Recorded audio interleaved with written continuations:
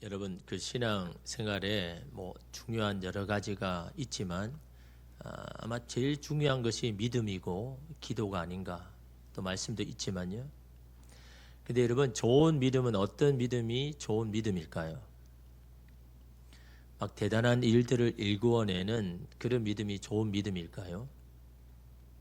아니면 어떤 상황에도 흔들리지 않는 그런 굳건한 믿음이 좋은 믿음일까요? 조금의 의심도 없이 굳건하게 서 있는, 그래서 주님만을 바라보는 그런 믿음이 좋은 믿음일까요? 물론 그런 믿음이 참 좋죠.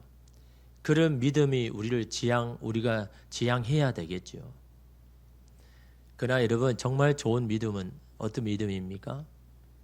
주님이 인정하시는 믿음입니다. 주님이 받으셔야 되니까. 주님이 인정하는 믿음이 돼야 되는 겁니다. 아무리 사람들이 대단하다 해도 하나님이 받으셔야죠. 하나님이 인정하시는 것이 이런 믿음입니다. 여러분 예수님께서 이 믿음에 관해서 말씀하신 적이 있죠. 예루살렘 성에 올라가실 때에 너무너무 시장했습니다. 너무너무 배고파가지고 제자들과 함께 주변을 살펴보니까 먹을 것이 있나 이렇게 살펴보니까 무화과 나무가 있는데 잎이 너무너무 무성한 겁니다. 그 대부분 무성한 잎에는 열매가 항상 이렇게 달려 있으니까 우리가 저기 가서 이 허기진 배를 채워야 되겠다라고 해서 그 무화과 나무에 가까이 갔는데 문제가 뭡니까? 열매가 없는 겁니다. 물론 그 무화과 나무는 이스라엘 백성들을 두고 비유하신 말씀이죠. 하나님을 믿는다고 하는데 실제로 들여다보니까 열매가 없는 겁니다. 하나님을 20년, 30년, 40년 믿었다고 했는데 실제로 이러면 들여다보니까 열매가 없는 겁니다. 그런 안타까움을 여기신 예수님께서 그 무화과 나무를 향하여 말씀하시죠. 이제부터 영원토록 내가 열매를 맺지 못하리라. 그 말씀을 하시자 무화과 나무가 순식간에 말라버린 겁니다. 아니 저렇게 무성한 열매, 잎이 있는 저렇게 큰 나무가 예수님 말씀하시니까 순식간에 다 말라 비틀어져 버리니까 너무너무 깜짝 놀란 이 제자들이 아니 예수님 이 무화과가 어떻게 이렇게 순식간에 마를 수가 있는 겁니까? 영적으로 보면 열매가 없으면요 어느 누구나 순식간에 무너질 수 있죠. 믿음이 있는 줄 알았는데 믿음 생활 30년 40년 했다고 했는데 어떤 문제 앞에 순식간에 무너지는 우리 모습을 보잖아요. 아무리 무성한 잎이라고 해도 열매가 없으면 이처럼 말라 비틀어질 수밖에 없다라는 거죠. 넘어질 수도 있는 겁니다. 근데 예수님은 이 제자들에게 의미심장한 말씀을 하시죠. 마태복음 21장 21절에 보면요. 예수께서 대답하여 이르시되 내게 진실로 너희에게 이르노니 만일 너희가 믿음이 있고 의심하지 아니하면 이 무화과 나무에게 된 이런 일만 할 뿐 아니라 이 산더러 들려 바다에 던져지라 하여도 갈 것이요 라고 이야기합니다. 산을 향하여 명령했는데 그 산이 바다에 던져지는 이런 놀라운 일을 가능하게 하는 믿음, 그 믿음의 크기에 대해서 말씀합니까? 아니죠. 너희가 믿음이 있고 너희가 믿음이 대단해야 된다. 네가 믿음이 엄청나야 일을 할 수 있다가 아닙니다. 너희가 믿음이 있고 있는지 없는지가 중요한 겁니다. 믿음이 대단하고 큰 게 중요한 게 아닙니다. 주님이 보시기에는 네가 지금 믿음이 있느냐 믿음이 없느냐, 그것이 작은 믿음이고 어설픈 믿음이고 부족한 믿음이라고 해도 나는 그 믿음을 받겠다라는 겁니다. 그 믿음을 받고 내가 역사하겠다라는 겁니다. 주님 앞에서 이러면 믿음의 크기가 중요한 게 아니라 너에게 믿음이 있고 그 믿음이 의심하지 않는다면 이런 일도 너에게 할 수 있다라고 말씀하는 거죠. 왜 그렇습니까? 믿음을 가진 사람이 대단한 게 아니라 그 믿음을 인정하시고 받으시는 하나님이 대단하시니까요. 믿음이 가진 사람이 능력이 있는 게 아니라 그 믿음을 받으시는 그 하나님이 전능하시니까. 그래서 여러분 우리의 믿음이 적어도 괜찮은 겁니다. 우리의 믿음이 서툴러도 괜찮습니다. 우리의 믿음이 어설퍼도 괜찮은 겁니다. 그 작은 믿음이 하나라도 내게 있느냐? 그걸 주님이 보시는 거죠. 여러분 좋은 기도는 또 어떤 기도입니까? 막힘없이 그냥 술술 나오는 기도가 좋은 기도입니까? 아니면 뭐 화려한 미사여구를 써가지고 사람들이 막 감동하고 감격하는 그런 기도가 좋은 기도일까요? 저희 교회는 이 특징이 하나가 뭡니까? 예배 때 대표 기도할 때 많은 직분자들이 하죠. 청년부터 시작해서 장로님까지. 여러분 대부분 일반적인 교회에 가보면요, 작은 교회도 장로님 한 분 있으면 그 한 분이 고정입니다. 52주 다 해야 돼요. 두 분 있으면 25주나 6주 해야 되고, 하루 한 주 건너가 또 해야 돼요. 얼마나 부담일까? 그 생각해 보니까 저희 교회는 장로님 오시면 너무 좋을 것 같아요. 부담이 없잖아요. 똑같이 돌아가면서 이제 2달이나 3달에 한 번씩 하니까요. 장로님 보통 없으면 이제 권사님이 하시든지 뭐 안수 지사님이 하시든지 그렇게 여러분 일반적 교회는 그렇게 하잖아요. 여러분 제가 이 대표 기도가 예배 중에 그렇게 작은 자리를 차지한다고 해서 그렇게 아닙니다. 여러분 대표 기도는요 너무너무 중요합니다. 예배에서 너무너무 중요한 위치에 차지합니다. 왜냐하면 이 대표 기도는요 공적 예배의 자리에서 회중을 대표해서 하나님 앞에 드리는 기도니까 회중을 대표하는 겁니다. 여기 예배에 참여하는 모든 사람을 대신해서 하나님 앞에 기도하는 게 이런 대표 기도인 겁니다. 그러니까 부담이 될 수밖에 없죠. 부담이 안 되는 게 이상한 겁니다. 그걸 안다면요 부담될 수밖에 없죠. 사람이 나의 기도를 어떻게 생각할까? 그런 부담 말고 내가 하나님 앞에 대표 기도할 때 모든 사람을 대표해서 하나님 앞에 기도해야 된다는 이 부담감이 있으면요 그 부담감이 매일매일 기도 작성을 하게 만들죠. 또 수정하고 또 수정해서. 개인의 기도가 아니기 때문에 개인의 감정이나 사견을 가지고 기도해서는 안 되는 거죠.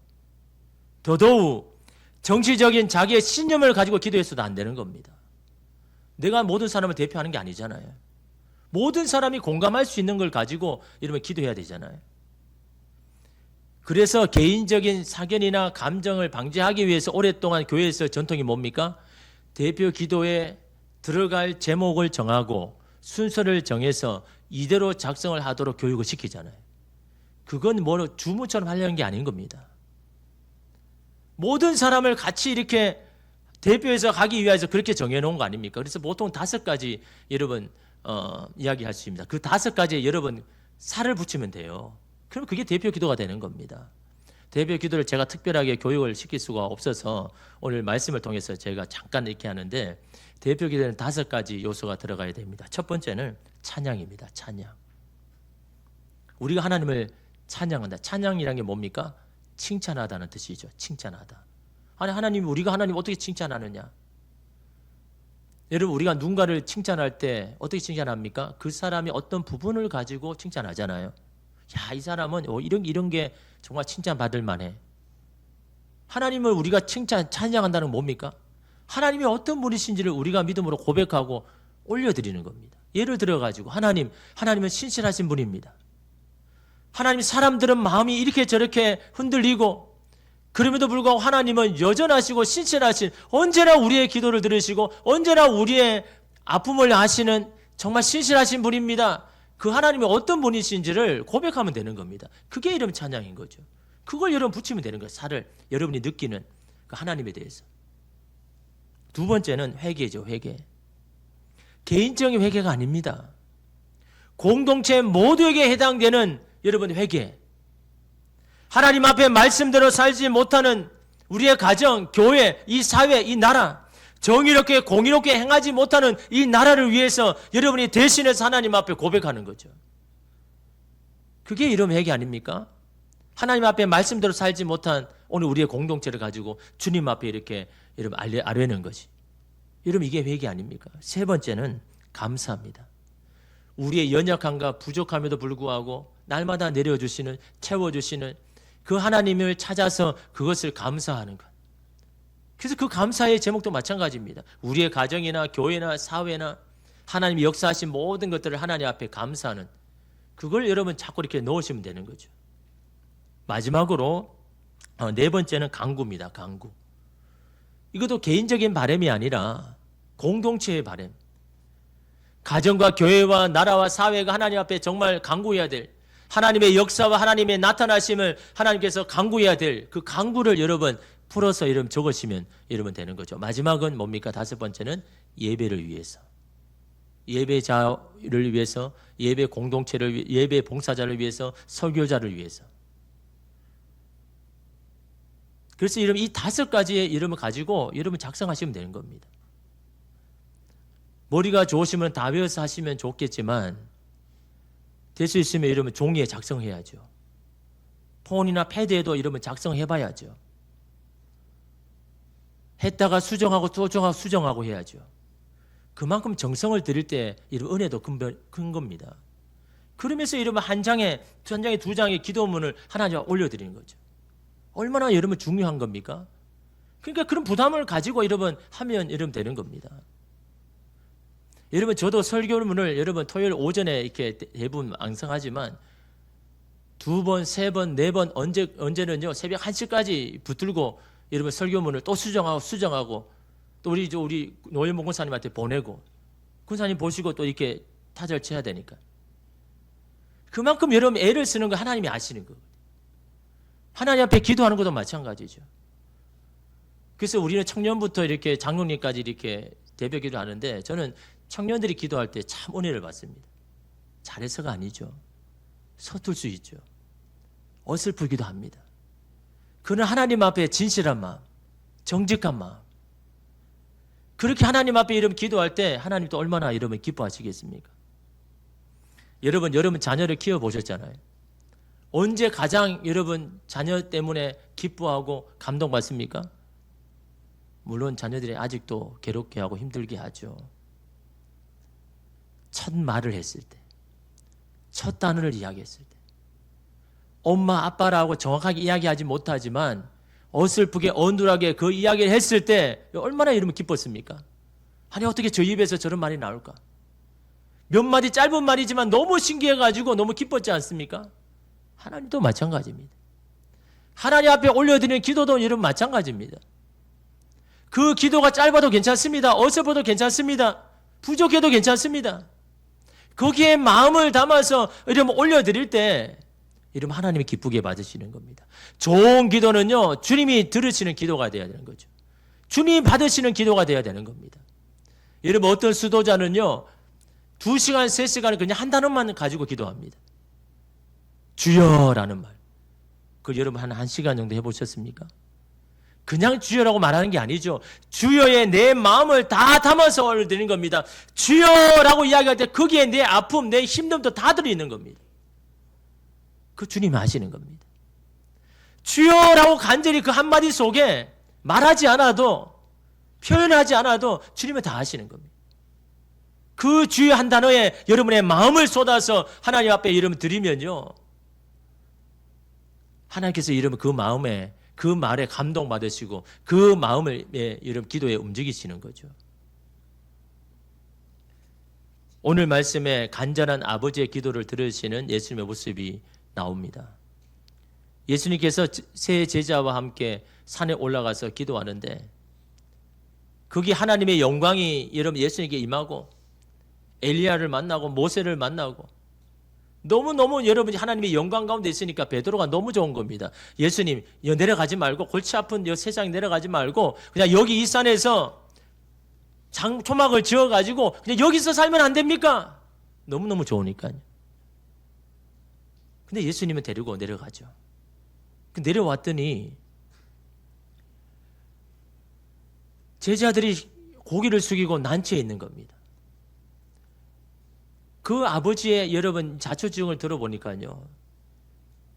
귀신 들려서 말 못하는 이 아들을 데리고 예수님을 찾아왔는데 예수님이 안 계시는 겁니다. 근데 보니까 제자들이 있는 거예요. 그랬으니까 예수님의 제자라면 가능하지 않을까라고 생각해서 제자들에게 요청한 겁니다. 내 아들을 제발 좀 고쳐주십시오 라고 했습니다. 그런데 제자들이 실패하죠. 고치지를 못하는 겁니다. 이걸 가지고 하이에나처럼 서기관들이 비난과 조롱하죠. 아니 당신들은 예수님의 제자라며, 아니 제자인데 왜 스승을 고치는데 왜 당신들은 못 고칩니까? 그리고도 제자라고 할 수 있습니까? 막 비난하고 조롱하니까 제자들이 여러분 무슨 말 하겠습니까? 너무너무 난처하고 부끄럽고, 그래서 고개를 숙이고 이러면 있는 겁니다. 그때 예수님께서 땅에 내려오신, 산에 내려오신 거죠. 그걸 들어보니까 이 아버지 이야기를 들어보니까 너무너무 과한 아닙니까? 자기는 이제 하늘나라에 갈 날이 얼마 안 남았는데 아직도 제자들이 저런 모습을 하고 있으니까 얼마나 안타깝습니까? 그래서 여러분 예수님께서 이 아버지에게 아들 데려오라고 이야기하죠. 데려오니까 어떨까요? 그 안에 들어있는 귀신이 아는 겁니다. 그래서 마지막까지 발악을 하는 거죠. 이 아들을 막 대굴대굴 굴게 하고 막 거품을 불게 하고, 그럼에도 예수님은 말씀으로 여러분 이 아들을 치유하시죠. 그 다음에 제자들이요 예수님께 묻습니다. 예수님 도대체 왜 우리는 하지 못하는 것일까요? 왜 우리는 이 병자를 고치지 못하는 겁니까? 도대체 이유가 뭡니까? 우리가 아직도 부족합니까? 그러니까 예수님께서 이런 말씀을 하셨습니다. 29절에 보니까요. 이르시되 기도 외에 다른 것으로는 이런 종류가 나갈 수 없느니라. 기도 외에는 이런 일을 할 수 없어 라고 말씀하죠. 어떤 기도일까요? 어떤 기도가 이런 일을 이루게 하시는 것일까요? 여러분 이 장면에서 누가 기도했습니까? 제자들이 기도했습니까? 서기관들이 기도했습니까? 거기에 모인 사람들이 기도했습니까? 기도한 사람은 오직 한 사람, 귀신 들린 아들의 아버지밖에 없었습니다. 근데 그 아버지의 기도가 어떨까요? 22절 보십시오.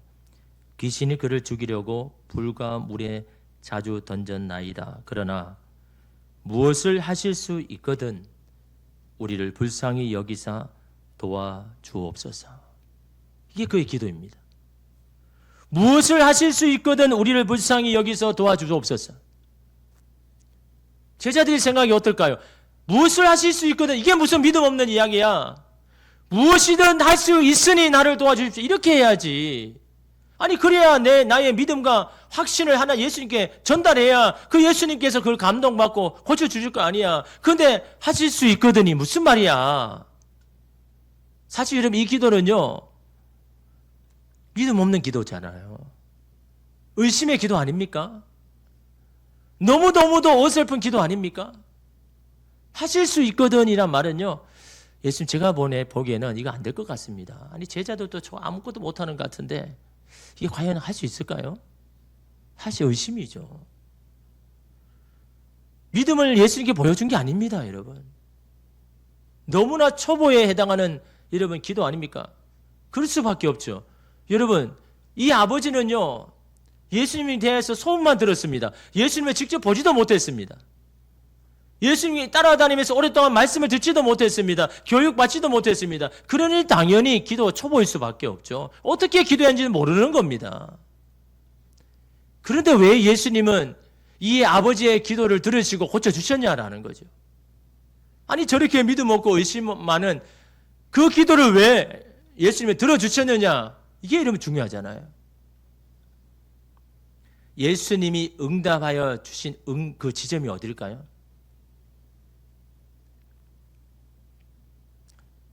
우리를 불쌍히 여기사 도와주옵소서.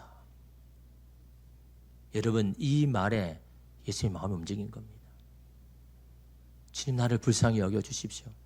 저는 주님이 보시기에 너무 초보자입니다. 당신에 대한 믿음도 없습니다. 당신이 누군지도 잘 모릅니다. 그러나 나를 불쌍히 여기셔서 도와주소서. 여러분 이 말에 예수님이 움직이신 겁니다.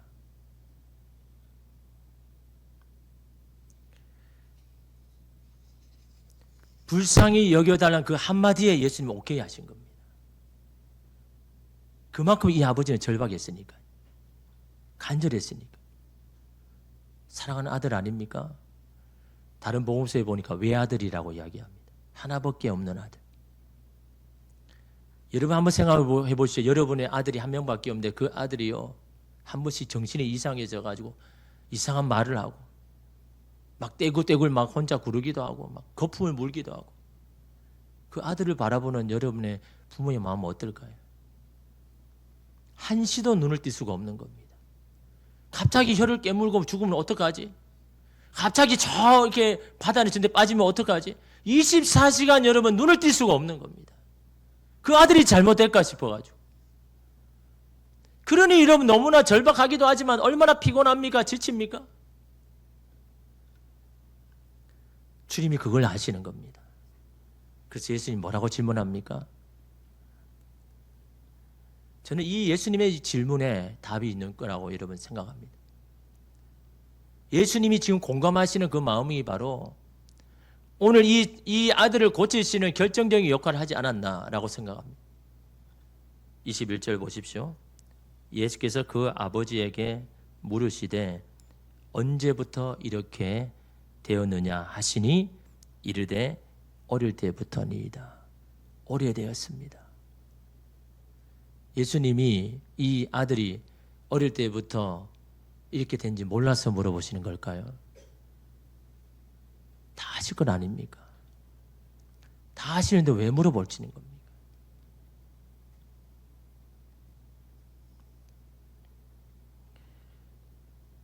언제부터 이렇게 되었느냐라는 이 말 속에 예수님은 어떤 마음일까요?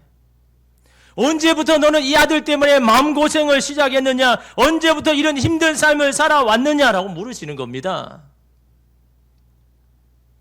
참으로 고생했다. 참으로 수고했다. 어떻게 그 많은 시간들을 견뎠느냐? 지금 여러분, 예수님은 그 아버지에게 그런 마음을 공감하시는 겁니다. 왜 그렇습니까? 하나님도 바로 그런 마음일 거라고 생각되니까요. 자기 외아들이잖아요. 하나님의 마음은 어떨까?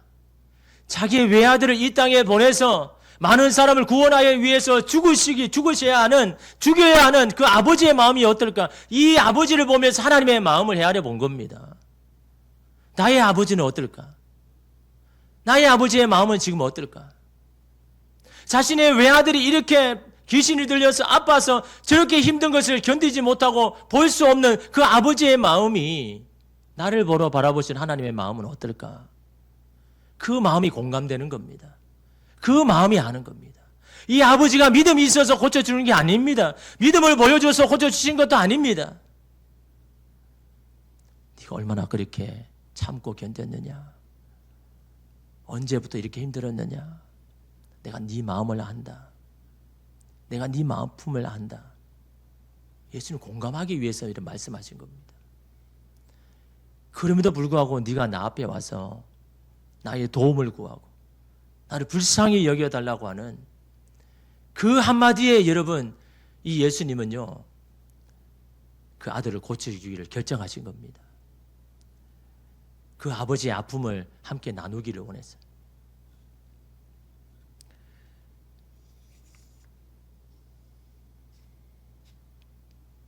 우리의 기도는 서툴지 모릅니다.